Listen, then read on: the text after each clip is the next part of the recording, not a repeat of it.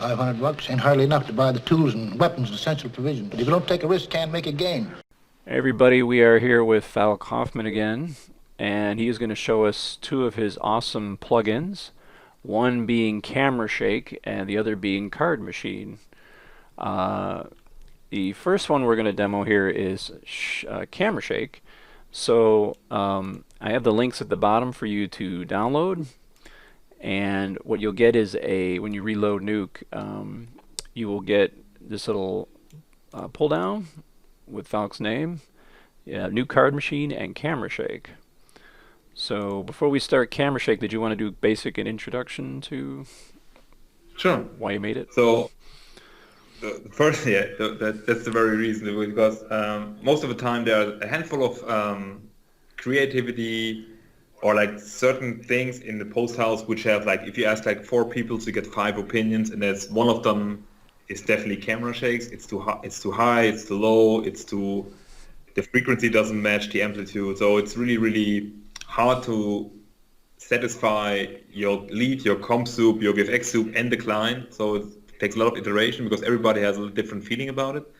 And with all these plugins and gizmos, most of the time of course it's just an artificial CameraShaker. So the attempt was to, okay, let's record different CameraShakers with different focal lengths, with different behaviors, and track them, build a tool around it, and have natural CameraShakers right away. And this very tool has like a handful of recorded shakes, but it's just a setup, so it's easy to extend to have more CameraShakers, more categories and stuff like that. So it's original. It's basically using original shakes rather than artificial ones. So I have this is available for download off of my site. It's in the link below. I provided a couple of clips here. This is of my nephew, and we're going to add some CameraShakers. This is approximately 25, 35. This right here is about approximately 100 millimeter. And there's different, like you mentioned, there's different frequencies and a different feel for different millimeter lenses. You can't just put a shake on it. And it also is not just a shake in the X and Y direction, but also the Z direction, forward and backward, that gives it the realism. So what we do first is we take, for instance, just this checkerboard, and we come up here and we go to CameraShaker and we say import shake. And that opens up this little window right here. And these are different shakes that you recorded with a cameraman, right? Correct, yes. So this was the first example. Like you see, you have like different focal lengths on different distances to the target, what we tracked afterwards, and sometimes different variations as well. So if you had like a 16 millimeter shot, you would still use this 35 millimeter kind of? Yeah.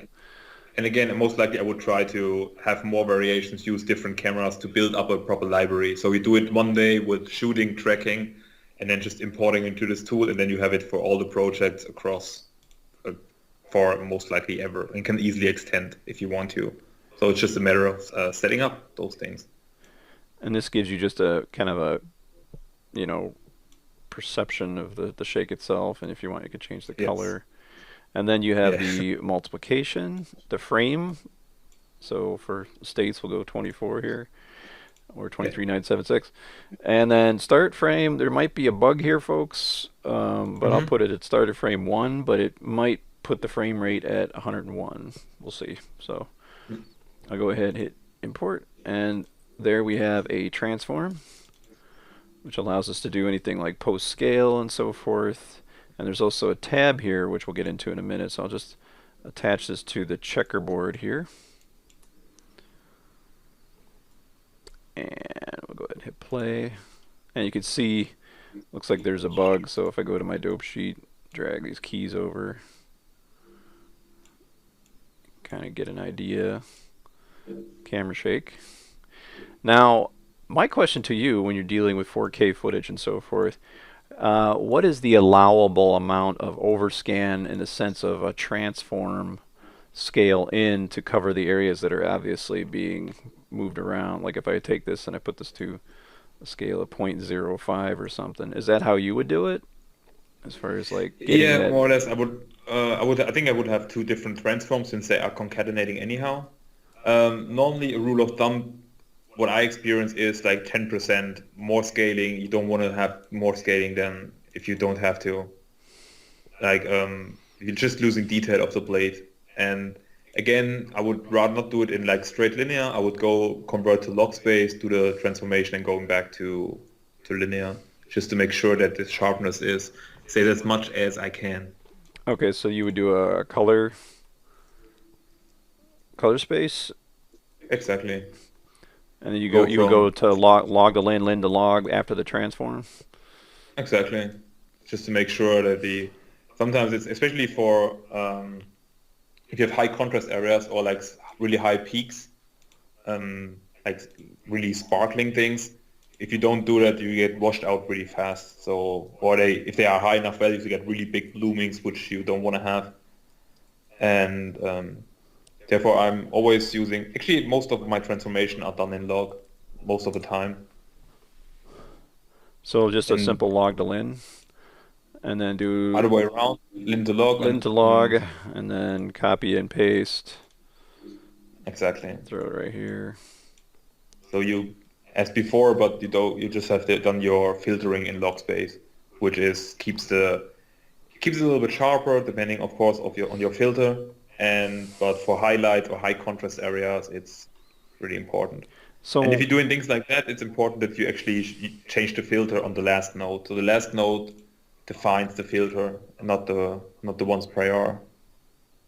So it's okay, always the so last. this one right here, I would set it to. Do you guys use Qubit or Lanzos? No, I'm actually quite like Lanchos 4 or Mitchell. That's one of my two favorites. It's Lanchos 6. It has a sharpening, which you don't want to have, especially doing log space. You get really unfortunate artifacts afterwards. So of course you have to fit around, but that's how I would start it. Would this transform also be set to Mitchell too, if it was Mitchell? No, since it's concatenating Concatenating, okay. I'm pretty certain that the last node defines the filtering. This last node defines the actual filtering. And for those of you who don't know, this Exactly. is just the way that when you resample an image, it retains sharpness and so forth.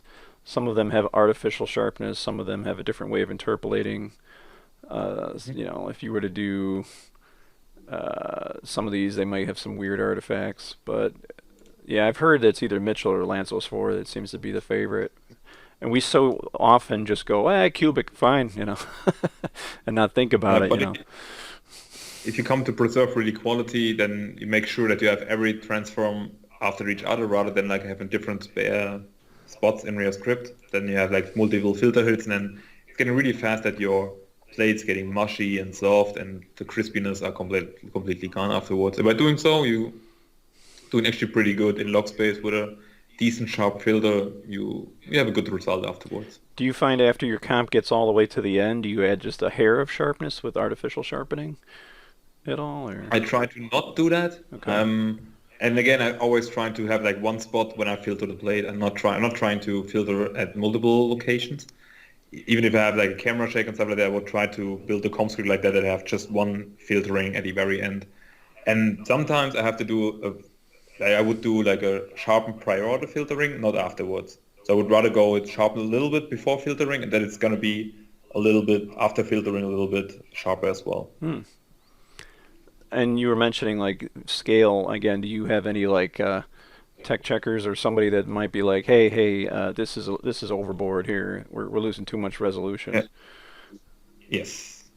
Exactly. So that's definitely a no-go. So if the camera takes too much time, then it has to really approve by the client that, hey, if we have to zoom in more than like 8 or 10%, you should raise your flag. That's shouldn't be the case. And mostly it's really like a really heavy shake should be needed. Most of the time you should be gone away between like 1 and 5%, which is decent then. And then as far as this transform here, you just set your motion blur samples up pretty high and then match the shutter. So I'm going to mostly like 1 or 2, and then if it's needed and the transformation is pretty high, so we got the sample issue. What I'm doing sometimes as well is use a vector blur, trying to do motion to what's it called? Motion blur 2D exactly, and then try to create motion vectors made from this 2D transform and use a vector blur on top to smear it a little bit together if really needed, but that's like rare occasions. Rare, okay. Mostly this is working fine since you don't have like a super high values when you transfer or transform. Gotcha. So here is my nephew being shaked around with a very wide millimeter lens, and this is not so shaky. So you have many different varieties, ones that are really shaky, and then of course we didn't talk about it. You can come over here and change the multiply and the time offset, so we can really get crazy here and shake it around. But then you will see that the larger or like the wide angle is not as high frequency as the other one. And this, for example, if you do it manually, you have to figure out what's the frequency with like a super long lens, and it's a lot of guessing if you don't know it. So in this case, you can just say, hey, that's roughly the frequency, and then we just adapt the amplitude, and you should be good to go. And then of course here's a 100 millimeter, which I believe I used, or 135 millimeter. So it's a subtle thing, and again, I don't have any motion blur turned on here, but it's a subtle thing, just the frequency being, the amplitude being maybe a little bit higher. It's also, it's matching also the real world. If you have a really long lens and trying to focus something or like to keep in frame and have a shake, it's really that you're losing a lot of framing because you have this long lens. And plus you can just keyframe this multiply, so if you want, set a keyframe, put up something insane, of course you got to zoom in. Yeah. But this is like as if something's just about to break through the ground pretty heavily, so it's like, if I take a look, it's like, so anyway, great plugin, by the way. Thanks for contributing to the industry. I'm sure everybody loves. There's a lot. I was looking around. There was a lot of different camera shakes, and of course you got the abbreviation of the first and last name of the artist. But from what I could tell, most of those were synthetic shakes, shaking systems, where it's just dial in frequency, dial in amplitude. They might work out. I just felt like I needed the real ones. The CardMachine. So this, I have a couple Houdini renders of clouds I used from my previous deep demonstration that again will be added in here. And in this case, we just have this scene created inside of Nuke, and it's rendered through a scanline render. So if I kind of take a look at the render itself, we are pumping out a position pass, which is a physical XYZ position, could be sublax or super whites values below 0 and above 1, which give you a 3D mapping of every pixel where it is in 3D space. So you can see, like, just kind of going through here. And your plugin, if I go back to RGBA, is really simple because, actually, I'll let you explain it as to why you built it and how it saves time. Mm-hmm. So let's say you have a really wide shots and you have to place multiple cards in here. So the first option would be place each and every card. For projections, for textures, for atmospherics, you would have to place manually and just make sure they are in space. So, and I kind of like don't really like the idea to have this actually manually. So the idea was to have a visual distribution visible prior to creating those cards or matching those cards onto those locations. And since we do have the position pass, we do have the exact location in space. So, and then I figure, okay, let's have a visual representation by the paint tool. So you can just paint on, let's say on the certain frame, I want to have a card here, then you just have a camera pan, say, hey, I want to have more cards over here. But you can easily see, okay, I have like I have painted 5 strokes, meaning there are 5 cards on these very locations. And then afterwards say, okay, I'm done now, I just want to create those. And then you run, they measure the position of the strokes, measure by the position of the strokes the position path, which represents the 3D space, and create those values, those cards afterwards. So it's just for lazy people dealing with like a lot of cards, which I am. So all you need to do is attach a RotoPaint node from your scanline render set to output RGBA, and as you go through the actual clip itself, you choose just by painting a little dab where you want the cards. So if I kind of go through my shot, I'm just gonna. This is like a Tron 1982 Tron landscape here, so excuse the bad CG, folks. And then I'll just put one at the top of this hill here. And so you have these brush strokes here, and you just select the Roto Paint node, come up to your name, go to this little button right here, new CardMachine, and you have many different options. You want to choose the position pass. In our case, that's coming from the position pass, but you might have it on another channel, depth chat forward. That's going to read the position pass, and you can either choose axes cards or card 3D. So we can start with, actually let's start with axes really quick, and then you have uniform scale, and we'll say create geometry. And now we have these axes that if we plug into the C node and take a look at it, we have an axis for wherever we painted, apparently. So if I go ahead and take a look through the camera here and just kind of peruse through, those were all of where our paint strokes were. At least I believe they were. Hopefully there's no transform issue. There might be, I don't know if there was like a, no, I don't think there would be a transform issue. So with that, you can, obviously you can use an axis, or in our case would be a card. So again, let's go ahead and take a look through the render here. And again, these are all different frames. You can see these are different frames during the process. So then you just take this, and then once again come up here, and this time we'll choose card. And did we do card 3D last time, or card? I think we did all three of them. We can do card 3D, create geometry. So there's card 3D, and then there's also, we had one with the transforms, I believe, which was card, which gives you an extra node. Yeah, there it is. So you get the transform node in there, and you can offset these. So now you have all the cards in the different locations. And you can take these cards right here that you have that have alphas, plug those in, obviously. Yeah, so I'll just go ahead and throw those in.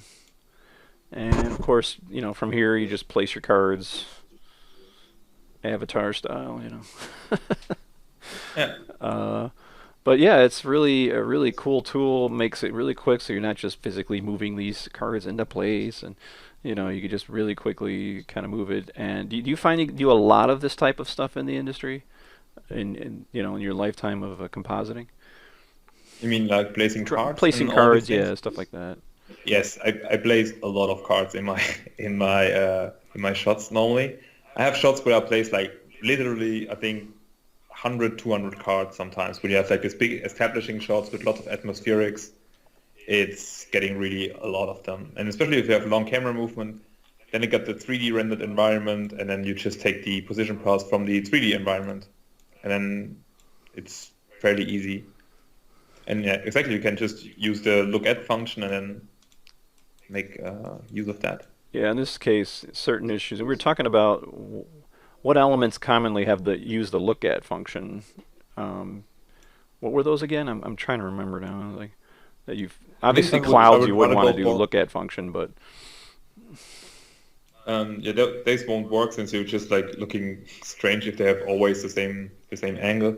But stuff that are like small atmospherics or like dust, flies, bugs, and all these kind of things, like small ones, but you can't really tell the perspective. I think they are pretty okay for moving for the look at function. So for those, I would use them. For clouds, I wouldn't go. But then, of course, if you're flying through clouds with this thick clouds, they won't work in Nuke with those textures. But for small wispies and stuff like that, what you can do as well is grab the distance from the camera to the actual position of the card and just multiply it down based on the position. So we get nice fading in and fading out for those things. So if you were to fly through a wisp of air right now, you're saying you would keyframe its opacity as you kind of come near it, and I wouldn't go for multiplication. I would do it with expressions, so I don't have to deal with it if I move the card. And I have a tool called Bush, and that does exactly that. It places cards based on your camera path and feathers them out and in depending on your distance. So you can say, if I go closer than 20 meters, I want to have start the feathering and feathering them out, or multiply them down at the end. And even if I'm further away than 200 meters, I want to have them slowly disappearing, so I don't have to render them all the time. So we have like a faded in, faded out range, more or less. And you can do it via expressions and have a multiply before the actual card, because you just grab the data from the card, but you can of course multiply the textures up front. Cool. This is really, really cool. Maybe we'll have you back for the demo of the other plugins. We'll give it some time, obviously, because I've already taxed you 2 shows already. One that would never air because we screwed up with the audio. I did, I should say. But yeah, thanks for coming on. Thanks for showing these plugins. I'll have links at the bottom, obviously, for this script, and you guys, of course, will have to download the plugin itself and install it. And again, it's just wanting more tools to speed up the process in the ever busy and time-consuming compositing industry. And it's like you guys that are, like, again, givers to the industry. You know, just taking the time, going, I'm going to build it. You know. Seems. I mean, is it to me, or is every new compositor that gets up to the top, like yourself, will eventually create a tool? Yeah, most likely. But the community is based on that, so it's actually cool that this whole community is based on sharing tools and enhancing them. So there are multiple tools which got shared in the first place, and then people start building on top of them and just enhancing, have an iteration on those public tools. And there's actually a really great community to help and to push things forward, and don't really care about if you are at a competitor's office or not. So it's literally just about the knowledge and the tool itself, which is actually really nice. Cool. Well, Falk, thanks for coming on. Thanks for being patient with me, and we shall probably. I'm going to definitely see if you're interested in another tool time in Nuke, but not now. We'll wait a while. We'll sure. Give you some time, obviously. But thanks again for coming on. Cool. Thanks for having me.